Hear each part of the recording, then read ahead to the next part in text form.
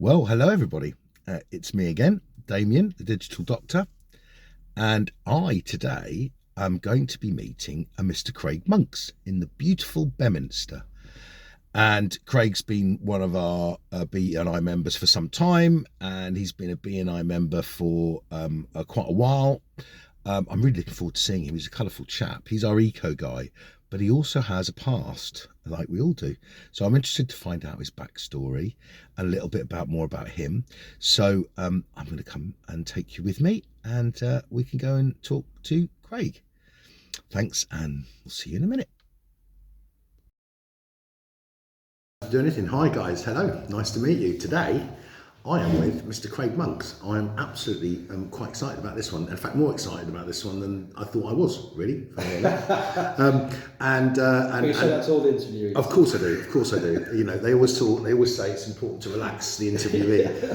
But no, on a real note, I really am. And believe it or not, Craig's got a really quite colourful background. So I'm going to enjoy speaking to you, Craig, and just going to ask you a little bit some questions just to find out a little bit about you. And what makes you tick a little bit, although that's a conundrum in its own right. So the first question I'd love to ask you is, why did you go into business? I mean, where did you come from, and why did you end up being a business owner? So the answer to that question really goes back a little bit further than when I started my business. So I joined the police when I was 18. Right. So I always I always wanted to join the police. That was kind of I wanted to be the police officer in the family. My brother wanted to be a fireman. He's colourblind, so he couldn't do that. But I was able to join the old bill. So I joined the Met Police when I was 18. Did you go to Hendon? Went to Hendon, lived in Hendon. I lived right by Hendon. Oh, did you? I was from Edgware. I used to go past there all the time. Oh, you wouldn't recognise it now. It's all been flattened. It's all flats now. But, right. So I was at Hendon. Joined the old bill, absolutely loved my time in the police, and up until about 2014, if you'd have said to me, you'll be in this networking group in Dorset running your own business, I would have thought you were absolutely crazy. Like, there's no chance I would ever have done that. I sort of signed up to do my 30 years, take my pension, I was sort of institutionalised. Absolutely, because I put my application in when I was 18, and I was actually at Hendon Friday, week 6 of the course for my 19th birthday, so it was my first proper job really, apart from paper rounds and stuff like that. So what made you, when you look back and you think, I was a kid, was there a moment where you thought, I just want to be a policeman? Was it something that just inspired you? I can't even remember that far back. It was just something I always wanted to do. Yeah. So it didn't, there was nothing else really that interested me. So it just felt like that's what I wanted to do. I sort of decided to put my papers in.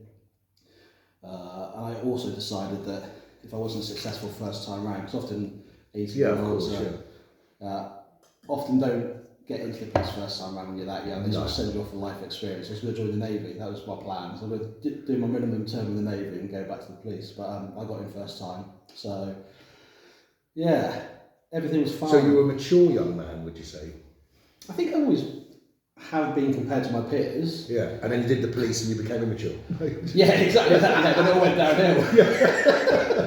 Well, the interesting thing was I'm from North Devon. Well, I'm from Bristol, but I'm brought up North Devon. Yeah.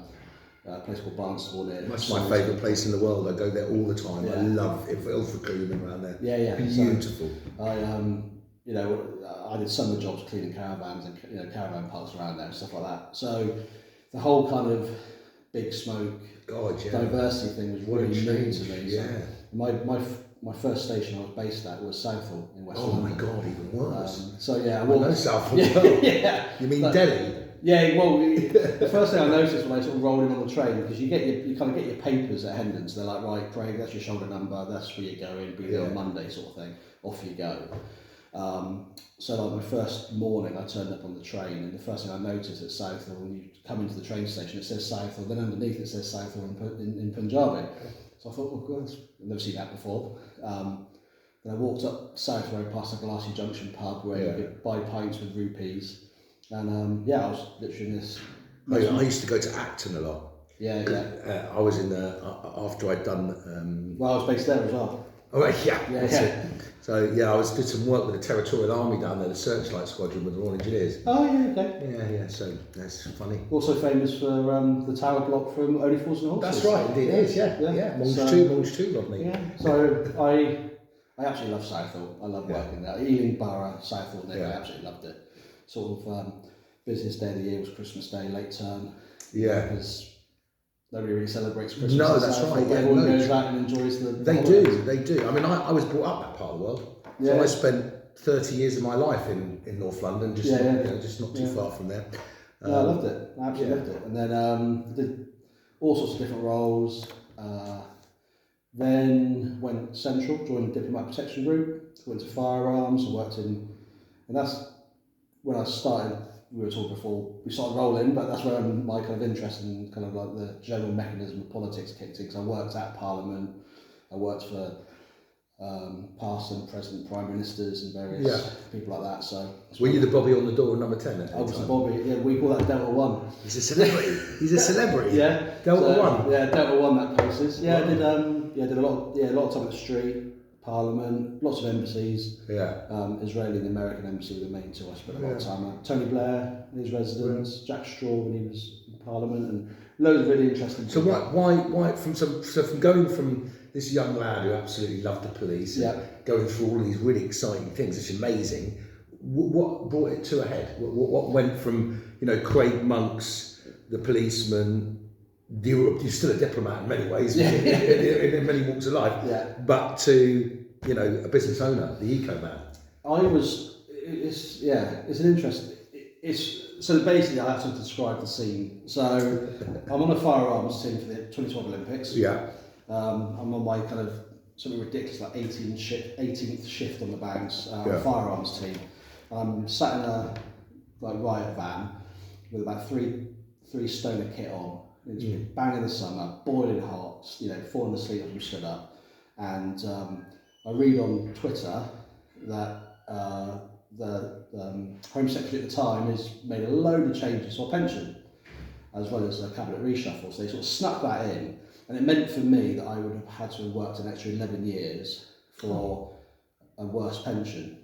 I don't expect violins because it's still a decent police pension. But But I just sat there literally and thought that was kind of like the Alamo for most cops. Like they'll never the adventure's over. Yeah, they'll never touch our pension. That's always going to be safe. So you put up with all this grief, and in the back of your mind, I worked with a lot of people that would literally wish their life away to retirement. I knew guys that created Excel spreadsheets that worked out how many weekends they had left, how many nights. God. No wonder we solved no crimes. Yeah, but they could literally tell you like how many minutes they had left in their service. I literally thought, well, I've just copped 10 extra years of this.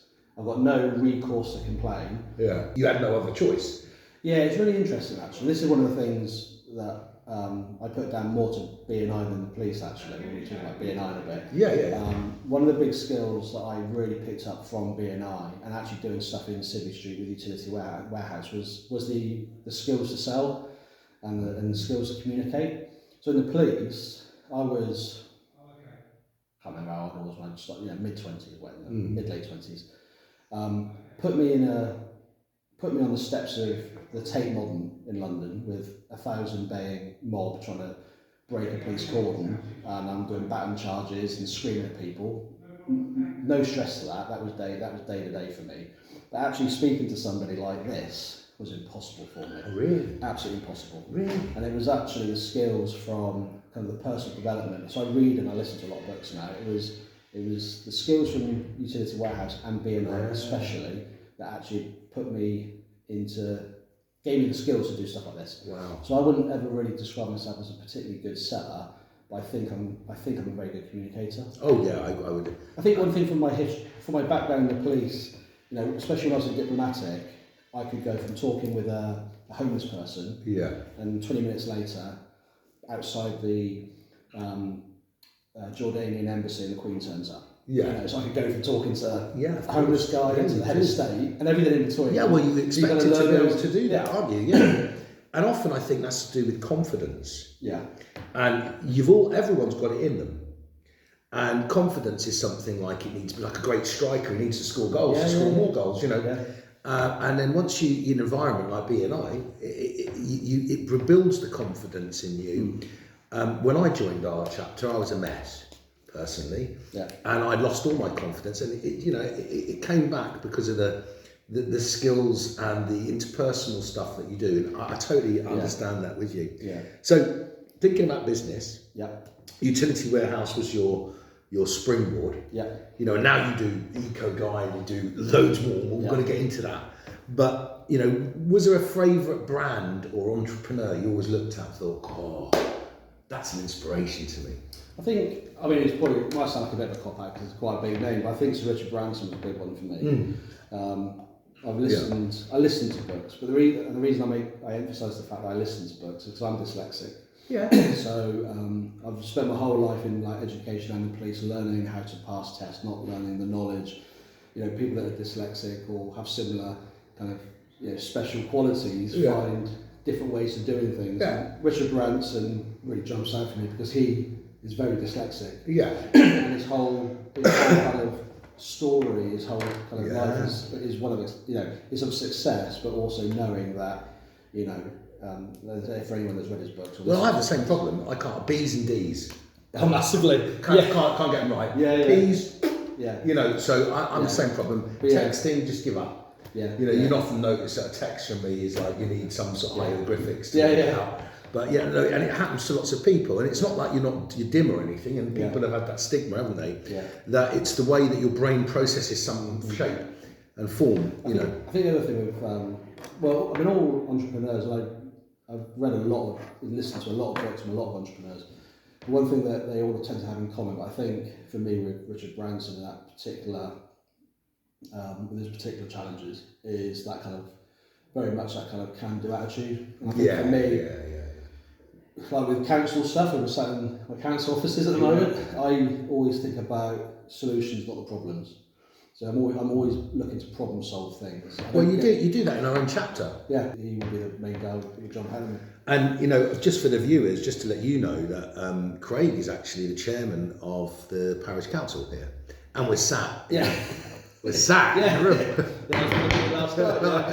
So this chap has got a plethora of skills and colours, and I would encourage anyone to have a conversation with him. But all the stuff's in the description below to contact him. But now, so Richard Branson's your favourite. When you're out and about, what's your favourite drink? Tea or coffee? Coffee. Latte. Latte. 2 shots. Latte. 2 shots. Sugar. Yeah, no sugar. So you've got a family. We touched upon that. Yeah. You're a leader in the parish council. You're a doer. Mm-hmm. I mean, where's the cape? Because you've got to manage your family. So tell us about your family a little. Yeah, so I've got 2 boys. Oliver's 12, Zachary's 10. My wife Amy. Is she still in the police, by the way? No, so we both left. We both literally made that decision one night. I had quite a good role in the police, so I wanted to jump to Civvy Street and do what I'm doing now, but I also had a fairly comfortable day-to-day in the police. But Amy, she wasn't enjoying it at all. So we both kind of made a pact. Both resigned together. Thelma and Louise. Yeah, so literally like that, yeah. No, so she works for us, she's self-employed as well. She's a bookkeeper. So right, okay, good. That's what she does. That's great. But because I do so many things, she does a great job of making, what's the saying behind every mediocre man? There's an inspirational woman. Yeah, so, absolutely. There's always someone to support you and prop you up. It's very true. She does a much better job than me at making sure the house is still standing and warm and powered and paid for, and the kids are happy and stuff like that. So but you're out there networking and getting opportunities as well. Yeah, it's a team effort. I try to assume more of a childlike role at home as well. So we quite often hear Amy shouting, "You three, you stop it!" Yeah. Exactly why I'm liking council. There's nothing kind of people buy off people. People buy off people. They don't. The transaction doesn't have to be a sale, but a transaction of conversation, a transaction of relationship. It starts with people. Yeah, absolutely. And and having that understanding, and it sounds like you've had that from a very young age. Yeah. I mean, your parents, what were their? I mean, they were big inspirers. Your mum or your dad or both of them? Did you hate them and you just wouldn't wait to get away? I don't know. Not at all. No, I've got a good relationship with both of them now. My mum was more or less kind of more of a traditional family, sort of stay-at-home mum. Had a few sort of jobs I remember over the years. My dad was an engineer. I always get it mixed up, so if he sees this, I get it wrong. I can't remember if it was British Aerospace or Rolls-Royce, one of the two.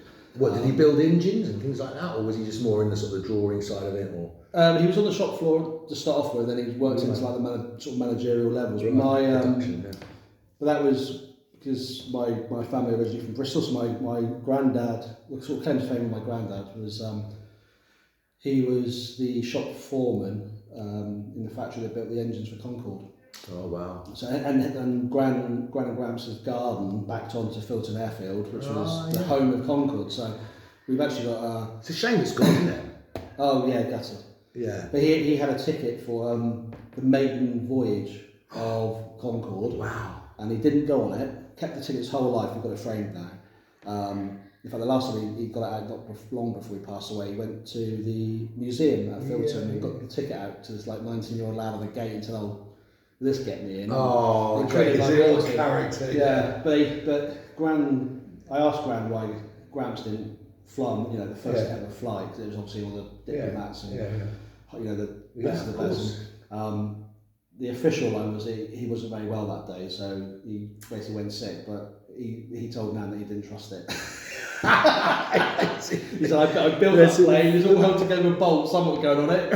So he chicken going on it, he thought, he didn't. Oh, that's funny. That's really funny. But yes, my granddad, my dad was, essentially an engineer.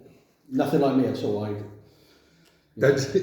remember. I'm sure there are traits that make them who they are, that makes you who you are today. Yeah, I'm sure there is, but it's not building engines. I can tell you that for nothing. So when did you start up the Eco Man? So the Eco Man is about helping households who are struggling with the heat, and it's more present now than ever before, but struggling with heat in their homes and being able to access government funding, and you're like the conduit to help people do it. So tell us a little bit about that. Well, that was a real sliding doors moment. If you ever watched the movie Sliding Doors, I had built and still build my business with UW. So we reached a point where financially we could make different decisions, so we left the place. We moved to Dorset. So Bedminster, the first time I ever came here was beautiful, to look at the house across the road, and the second time was to move in. So we chose here because it was kind of in the middle of everyone. So my dad and my mum and Amy's mum and dad, it was very central to everything. And Amy had some local links, but I didn't. So we moved here, and I was really only doing UW. So actually, I went to visit the BNI chapter, but at the time it was a core group, so before it was actually a chapter. So I'm one of the founding members of the group. And I went to the Duchess of Cornwall. It's my fault. So I went to meet the other three people that were starting this group up at the Duchess of Cornwall in Poundbury, and they cancelled the meeting. They decided not to meet, and no one told me. So I turned up and spoke to the barmaid, who said, "Oh yeah, they're not here this week." So I left really effing and jeffing, a bit annoyed actually. And a friend of mine, who I know through UW, drove past and stopped and said, "Hi, what the hell are you doing here? I thought you lived in Berkshire." And basically went for coffee and breakfast, because I'd just driven half an hour to meet a load of people that didn't turn up. And he worked in the eco industry. So we had a bit of a conversation. He basically said, "Why don't you come and do a bit of work for me?" And at that point, really, I was just a glorified door knocker. Knocking doors and saying that there's government grants available. I was that annoying guy that did that. So he introduced me to the eco industry. But I'm very much, what I would call a green personality. I need to understand stuff. So I ended up I need to know it inside out, upside down, back to front. That's just my personality. So I started kind of studying the kind of eco industry. Started making some money with it alongside my UW thing. It was a good fit, help save money on bills and reduce your energy use by topping up your loft with insulation. And that's how I got into eco, and then it evolved, and COVID was the main thing for me. COVID happened, and obviously as a surveyor going into people's houses, generally vulnerable people couldn't do it. No. So I sat at home. One of the 3 million of these kind of sole trader, self-employed people that kind of fell through the cracks. Yeah. So I fell through like every crack there was. And what do you do next? Well, that's what I mean. I spent a lot of time in here actually, running the kind of response for the council, because I didn't have anything else to do. And at the time, I literally lived across the road, so it was even easier. It was too easy to come here. But I thought, well, I can either sit at home until something happens, or I can be proactive. So I basically went back to school and I did some online courses, and I got some funding to do my domestic energy assessors, then my retrofit assessor qualification, and then lastly the retrofit coordination course. So I'm kind of, other than specialising in particular types of building fabric, I'm pretty much as qualified as you need to be in the industry. So I went back to school, and because of my links with things like council and police, reading long, boring legislation documents is kind of easy for me. So that's kind of how the evolved came about. It was, and obviously working with you myself, I can see how they all funnel out. It fits so nicely together. And I also know, having given a referral to you of one of my friends saying, God, how knowledgeable and comfortable it was spending time with you. So it comes through, just straight through, and you can see that. So after being a founder member of BNI and being miffed, let you go and do something, there was an opportunity that fell out of it. Why stay with BNI? Why join it? What were the things that? Well, I've actually been in BNI for over 10 years, and what first got me into BNI was at the very beginning of my utility warehouse business. I sort of read on social media and like Facebook and stuff like that, and groups. And I'd go to utility warehouse trainings and meetings, and people would talk about networking, and they talked about this thing called BNI. All of it completely alien to me. I didn't do any of that sort of stuff for the police. So I spoke to Susie and said, "What's BNI?" So she told me, explained it to me, and I went online, and I found my local chapter was 2 miles down the road from where I lived. And with BNI, obviously, it's only one person from each professional category. Of course, and there wasn't a UW person there. So I said to Susie that there's a chapter down the road. There isn't a UW person there. What do you think I should do? And she said, trust me, just join. So I did. Okay. I'm also quite red, so I red personality. So I just did it. Said, hello, I don't know anything about it, but I trust this guy or this girl, and she's saying do it, so I did it. I joined, and how long did it take before you realised, this is the right thing to do? I could straight away. One of the things with BNI, or any type of networking really, the basic principle with BNI is building relationships with people. It's people know you, they like you, they trust you. That takes a bit of time. Yeah. So I think the first year in BNI really is when people are really learning about you and trusting you with their business and their contacts. So in the first year of BNI, as you're yes, I'm a virgin to it. Well, we had at our kind of BNI Christmas do. I'm trying to remember when I joined. I think it was like the start of the summer. At our Christmas do, we'd all get presents and awards for being the most referrals and most this, most that. And in my first year, I won a funny present. I can't remember what it was, but something. Old chap would have been those matchstick. It was chocolates. Boxes, like one matchmakers. I used to love them. Yeah, it turned into a bit of a joke. We'd all get matchmakers, like a pound a box. But I won the Christmas award for having the most one-to-ones. So the first thing I did when I joined BNI is I just sat down with other members. Well, it's key, isn't it, to get to understand that. And I was saying to Malcolm, there's so much by doing, because this is what we're doing now. It's a one-to-one in many ways. I'm talking to you, but it goes off camera too. But getting to know the people that are in there is absolutely vital. And I think Malcolm said yesterday, he said it's it's like having all the key decision makers in one room. Yeah. It's like a boardroom where you're all working together. It's not like a group of salespeople. It's you know, there's something there for everybody, and the more you learn about that, it's easier then to say, oh, I've got someone that can help you with this issue. Yeah, and you know, and actually the first thing that happened with my BNI journey that made me realise how good BNI is.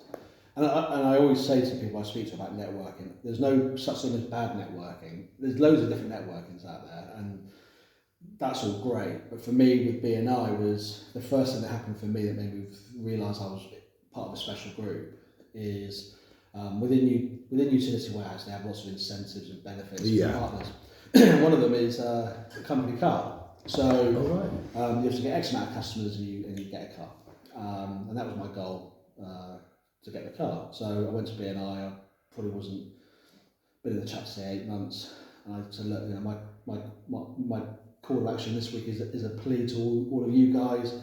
I need 25 customers to get a car, you know, and can you help? And everyone was literally like, it was the best call to action I've ever had in 10 years. Really? Everybody was like, right, get your books out, and maybe I should say I want to fly to Australia next year. But it was almost like, you know, people, you know, help you grow your businesses and being like, but they're actually more interested in helping you personally. And I think that comes from the relationships with people. Oh yeah, most definitely. So I was in that chapter for 6 years. I had a few roles within the chapter as well. My second year actually, I was what we now call chapter president. So I ran the meetings in my second year, and that was a hell of a learning curve for me in terms of what we were talking about a moment ago, communication skills. So I went from being really shy. I mean, the first time I went to BNI, I put a suit on. And obviously, you know me well enough, Damian. You know, that was a bit of a standing joke how much of a mess I look when I turn up to meetings. But look at the state of me. I turned up to the first meeting in a proper suit, and I was never been so intimidated by anything in my whole life. I almost didn't go back. I was like, this is really. But yeah, that's where like my kind of... And if you could do something differently again, I mean, not saying you got regrets or anything like that, but if there was something that you could have done differently, I mean, some people say, I wish I could have done it sooner, for example. Yeah. You know, is there anything in that period of your life that you'd say is a standout moment that you'd say, oh, I wish I had did something differently, or it was a standout moment that really developed me? What would it be?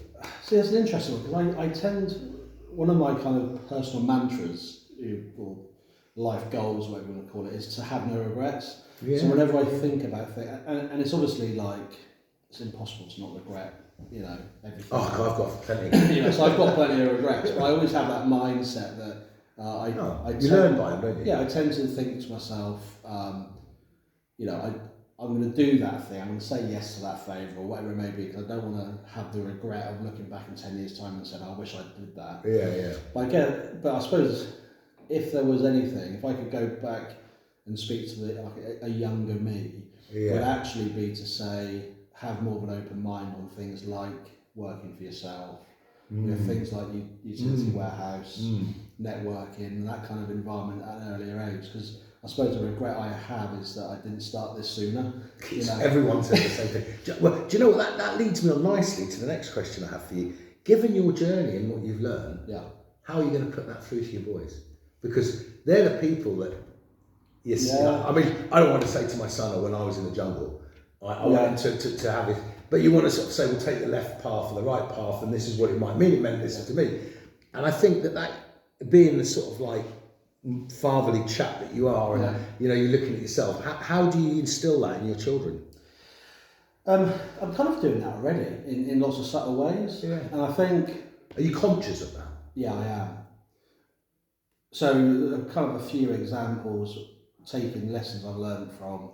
One of the biggest things I've taken from both BNI and Utility Warehouse is the scope of like personal development. So I do a lot of driving now, and I make a point of listening to audiobooks or podcasts, and I'll listen to things that are either personally developing me or they're kind of business development books, and then I'll have like fun stuff in between, which is basically autobiographies of people like of course, you learn things from other people, of course. But I think the sorts of things I do like daily with my boys is I try not. I might be right. I might be wrong. People might watch this and go, "That's a load of rubbish," and that's fine. Everyone has their own thing. Opinions are like arseholes. Everyone's got one. Yeah, but I think for me, rather than me just telling my children not to do something or to do something, I try to outline the options they've got, right? So I don't say you need to go down this path. I will explore. Yeah, and I won't. We're going for this period now. Like all they want to do is play computer games and have their phones. So rather than just be no all the time, I'll just kind of lay out the options and say, listen, if you want to play the computer, you can, but you're not going to do your homework, and your homework's linked to your pocket money. So I'm not going to tell you what to do. But this is the options, and this is what I think would be better for you. Get your homework done, play games. Yeah. Get both. So what I do with my eldest is he hates being told to do his homework, because we've got a pact, we've got an agreement, we shook on it. Every day, straight after school, he does 50 minutes homework. And if he hasn't got any homework, he does 50 minutes of Spanish. Yeah. And the deal is, Spanish? just because they use an online learning platform that you can just log on and just do it. Yeah. So, and what I said to him was, there'll be days when you'll have no homework, but you'll be forming good habits, because after 21 days, a habit, becomes a habit, so that it's not so strenuous. And likewise, if you have a piece of homework that's an hour long, don't spend an hour on it. Do 15 minutes. Yeah. Because that's all you get better. And it's scientifically proven. You get more results out of that. Yeah, and actually, what I'm trying to sort of teach him without him necessarily knowing it is, when you talk about goal setting, long-term goals, medium-term goals, short-term goals. Actually, all those kind of goals, and it's the same with business. All those goals are just lots of small actions. Of course they are. So stepping stones. Yeah. So if I gave you the Bible, or other public good religions are available, but if I gave you the Bible and said read that whole book, it's impossible. But if I gave you that book and said read 5 pages a day, you'd read the whole Bible in how many years? Years. I remember being so naughty at school, I ended up getting put in the library on Sundays, and I had to write the Bible out. It took me a whole term. I was naughty. Well, then you know how long it takes. No, I do. But I've got a couple more questions to ask you. So, what would be your ideal referral? Who are the people that you're looking for?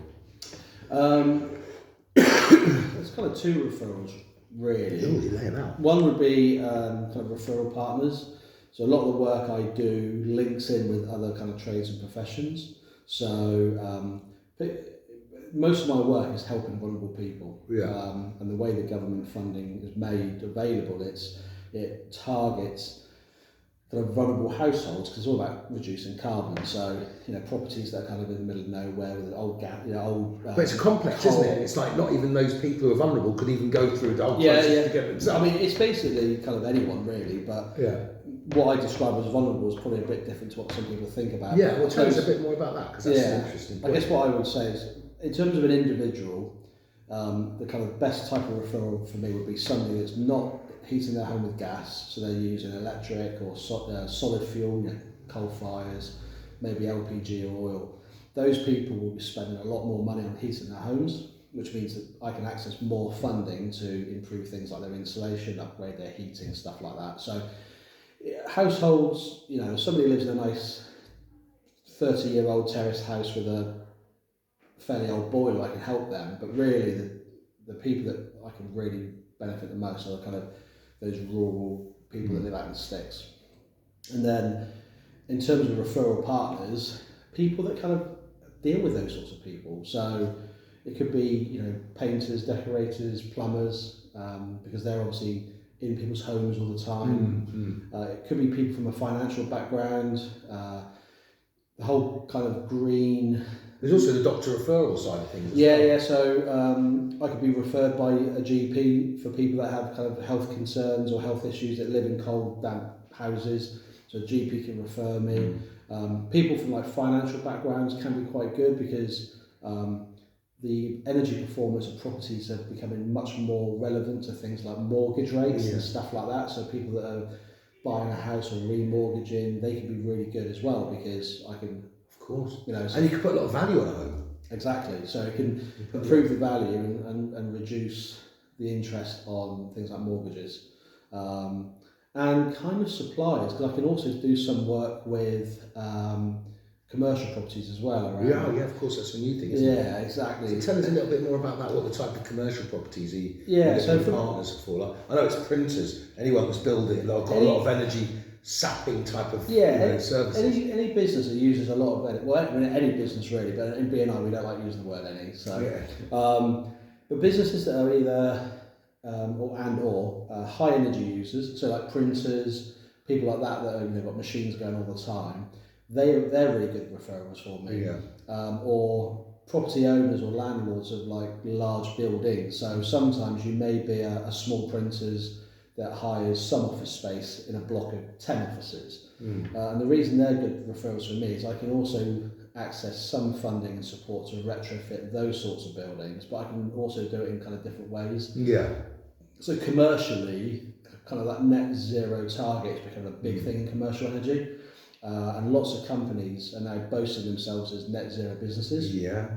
I've seen it on websites and all sorts. But what we're finding now is we're moving away from, planting new trees in Brazil ain't cutting it anymore. There's more pressure on businesses to be carbon neutral and sustainable at home, and people that feed into their and you look at the bullies who are the key energy resources of the world.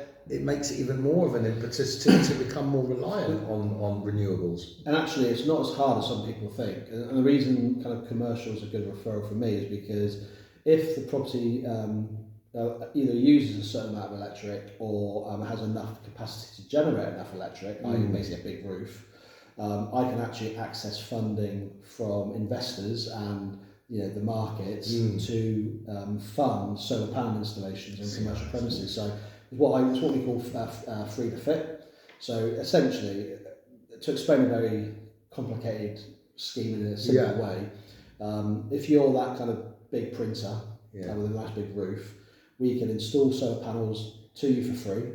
The solar panels will power your business, so that almost makes you carbon neutral overnight. But the excess electric that roof generates will then go towards the investment made by whoever invests the money. So the sun pays the investment, pays that loan. Of course. And isn't it such that some of the energy can be put back into the grid as well? So there's kind of two ways that works. So there's kind of three things that happens with the electric generator. First of all, you'll use it. The second thing you'll do is the excess electric will go back into funding the solar panels in the first place. And then the third thing is that there's the ability to actually sell that energy back to the grid and actually kind of make money from it too. And that's the same residential and commercial. So businesses that use a lot of electric, or like landowners. And I don't think a lot of people would understand that that's available to you. I mean, I used to own a health club, so if you've got a health club and you've got 100 treadmills all running off, and the price of running a sauna and a steam room, it is just immense. So, it's not just printers, it's any machinery, any manufacturing that's going on that's got, any gym environment would be able to benefit from this. And I would encourage you to have a chat with Craig. And again, the links and everything are in the description below. And actually, sometimes the other way around as well, right? So using this building as an example, this public hall and the office, the council offices, are essentially hardly used. We've got this room with LED lights and the office next door with 2 members of staff. But installing those solar panels to this property would easily dwarf the electric we use here, but gives us an opportunity to generate more electric and sell that back into the grid. I mean, that's amazing, isn't it? I mean, I suppose you may have some planning issues possibly with some of the older buildings. With the old one, But that's kind of what that's what I do. I didn't put a kibosh on it. Don't get me started with a listed building. And then just sort of like to cover off, you also said recently that there's a big thing going on in the government about insulation, the simple stuff, cavity walls. Tell us more about that. So sort of things like cavity wall or wall insulation, loft insulation, that's what I call fabric first. So installing things like solar panels and air source heat pumps, kind of the kind of the sexy high value stuff, is great to reduce the energy output of a home. But if you're not insulating the home properly, it's kind of no point. So when I'm talking to like a nice old lady trying to explain this, I like to explain with kind of description. So you know, You've got a blanket wrapped around your house first, you know. Exactly that. It's Yeah. like, you know, you go to the beach on Christmas Day. Yeah. You're going to wear a woolly hat. You know? Yeah, of course you do. Or likewise, Yeah. there's no point wearing a woolly hat if you're wearing a bikini. So True. So yeah, things like I like that. That's really good. So it's budgie smugglers. It was you for your swimming days. I have a few pairs of those. So yeah, insulating is kind of the first step. And there's 2 government schemes I access. One's called Eco4. That's kind of the bigger thing.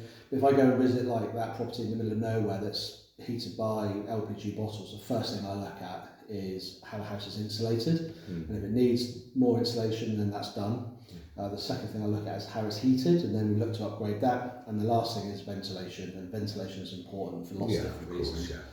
But there's also condensation and things like that. But there's also a new government scheme that's pretty much online now called the Great British Insulation Scheme. And that provides funding with pretty much no qualification criteria at all for what I call single measure. So basically, like topping up a loft or cavity wall insulation. So there's lots of questions that come up when you talk about things like air source heat pumps and cavity wall insulation.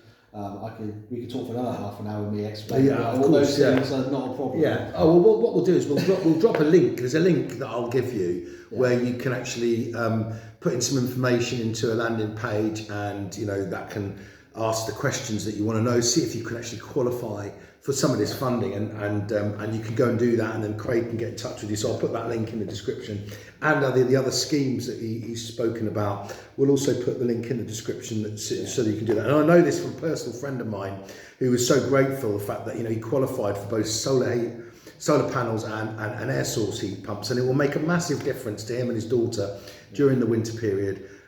He's both in the cost to keep his house, but also the renewable element of becoming carbon neutral, and the need for this world now to start to look after the globe. So you are at the forefront as far as I'm concerned. Because I think it's the future. Given what's going on in Russia and Ukraine, and it's the oil wars.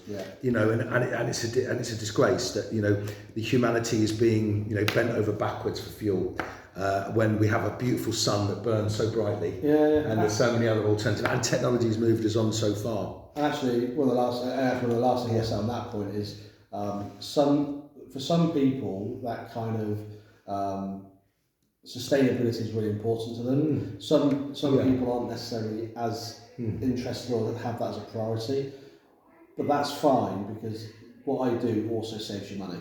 And for most, whether global warming is a thing to you or not. Again, that's another half an hour. But the point is, when I help somebody, and I always say this if anyone fills my form, I'll say the same to you. I'll either be with you for 10 minutes or an hour and a half. 10 minutes because your house is wonderful, and I'll tell you why. Hour and a half because I can help you. And the end result, everything I do, from looking at your gas and electric and broadband bills, all the way through to air source heat pumps and all that stuff, is if I can do my job, I put money in your pocket. I mean, on that note, actually, I'm a UW customer. I have been for 5 years, and I have my broadband, my mobile phone, and my heating, my gas, all through the one thing. And I save about 30% on my overall bills every month, and it's essential.